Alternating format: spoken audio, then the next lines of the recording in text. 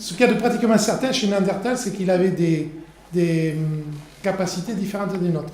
Il entendait certainement beaucoup mieux que nous. Pourquoi? Alors là, on n'a pas, si vous voulez, le cerveau, on ne l'a pas en question. Par contre, on a tous les os de l'oreille interne.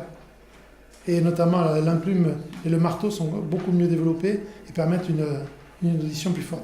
On a l'impression que chez Néandertal, le volume, disons, pour certains ont écrit qu'en définitive, le volume cérébral qu'il avait, c'était surtout pour tous les sens, la vue, l'odorat, qui étaient beaucoup plus développés que pour nous. Et l'ouïe aussi. Mais bon.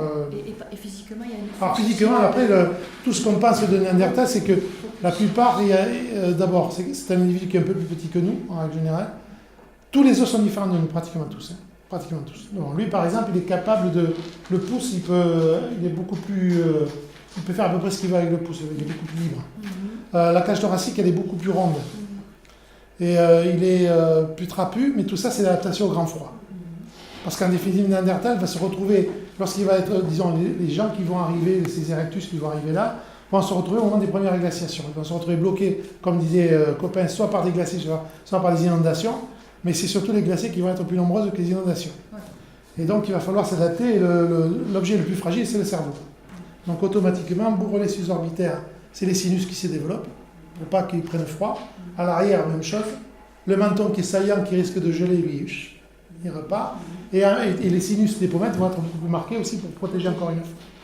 Et à ce moment-là, tous les animaux qui vont dans les pays froids vont avoir tendance à devenir un peu plus trapus, parce que plus on est trapu, moins on a de surface à protéger contre le froid.